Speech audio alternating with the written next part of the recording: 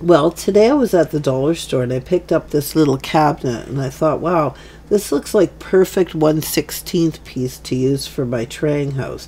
I don't have much in 1/16. Let's see if we can't transform this for my traying.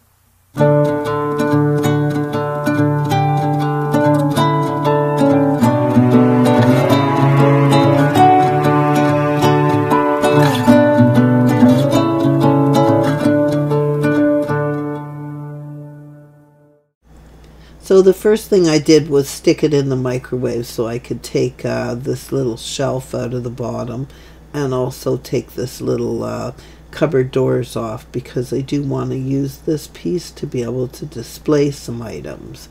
So it is pretty rough wood, and I don't think there's much I could do to make it too terribly smooth, but I am gonna redo this little shelf. So the shelf that was originally came with it is pretty rough and it's not very deep. So first of all, I'm just going to take some sandpaper and see if I can't get most of the glue off from the previous shelf that was in it. So I'm just kind of not so much sanding, but kind of scraping out all of the excess glue that was on it. So, and just kind of finishing it off. But you can see, like, this wood is so cheap that it actually peels. So, and see that line on the bottom shelf there? That's actually a flaw in the wood. So I've got out one of those jumbo tongue depressors, so like the biggest one that you can get.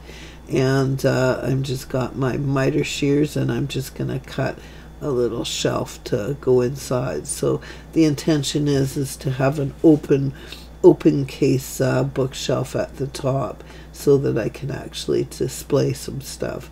So I'm just using a pen here to mark where it needs to be cut, and that will be perfect. But I made it just slightly too long, so got out the sandpaper and just kind of sanding it so that I can make it fit. Yeah, so that's not bad. That looks pretty good to me, and definitely a lot better than the original, because of course, you know, the original with the cupboard doors that don't open don't make it all that much fun to use in a dollhouse when you want to display stuff.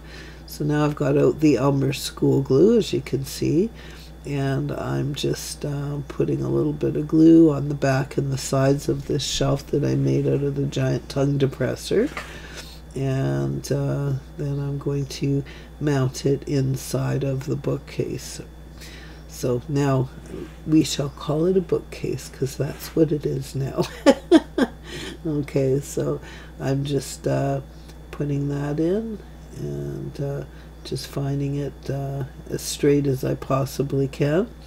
So I've got this little crown molding here, and I think I'm just going to add a little tiny bit of crown molding to the top, just to give it a nice finished look.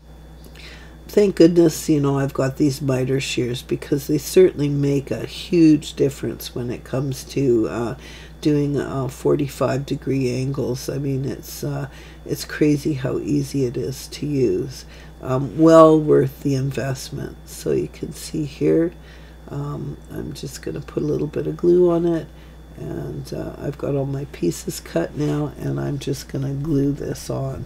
And yeah, I think that just adds a little bit of classiness to it.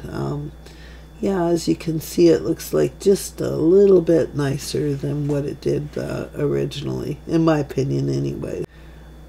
So I'm just gonna put the finishing touches on, and there you go, that's what it looks like. Not too shabby. So now I've got out the same green paint that I painted that little wall shelf with, and I really like this paint because it has a nice rustic kind of look, in my opinion. So I won't bore you with painting the entire thing, but this is what I chose to do the paint with. So I really like this color, and I think it will go good and match the existing wallpaper in the traying house. I really like this muted kind of mossy green color. I think it's quite pretty, and I think it goes really well with kind of my theme for that house. So Yeah, so I'm just adding a little bit of paint, and now it's done.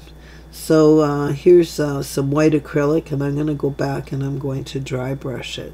So again, I dip my brush into the white paint, and then I wipe the excess off on a paper towel, and then I'm just kind of going to go in and dry brush the entire thing, just to kind of give it a I don't know, shabby chic, I guess is the word I'm looking for, just to kind of give it a little bit of shabby chic appeal. So as they say, this little thing is pretty rough, the wood that it's made out of, so I think this is like the best alternative, is to do this shabby chic look to it. So and I think just adding this little bit of white highlight just adds just that little bit of touch to it that it needs. So I'm just going to continue dry brushing it just on all of the edges and a little bit in the back on the inside, and just kind of going over it very, very lightly and sparingly with the white paint. And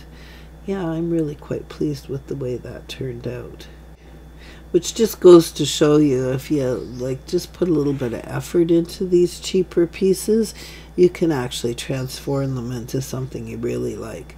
So now I've got out the gold testers paint, and I'm just going to paint these little doorknobs and make them shiny gold. Now I could have pulled these doorknobs out and replaced them with new doorknobs, which I do have some in my stash, but you know what, I think I'm pretty pleased with the way this looks with the original doorknobs just kind of painted gold. I think it adds something to it. And you can see on the side where I've dry brushed, yeah, I turned it over, there's no dry brushing on the bottom, but yeah, there you go. See on the side where the dry brushing is? Not too bad. I think it looks pretty good. So I'm just kind of making sure that I've got some good coverage on the little doorknobs, and there we go. Yeah, I'm quite pleased with the way that looks. So you can see the original on the right and my transformation piece on the left. Now it's far from being perfect, but I think it looks nice and rustic and perfect for my little train house. So I've just filled it up with some little books, and yeah, I'm really pleased with the outcome. So, and once again, I've got a real shortage on 1/16 stuff. I have like hardly anything that can fit into that train house. So I'm super pleased to have this little addition, and it was cheap to make. Not every dollhouse piece that you add to your house has to be something expensive. And if you're on a budget like I am, it's kind of nice to be able to create your own stuff. Well, thank you very much for watching today. If you haven't already subscribed to my channel, please subscribe and hit that like button. It really helps my channel out. And have the best day ever. Thanks, guys.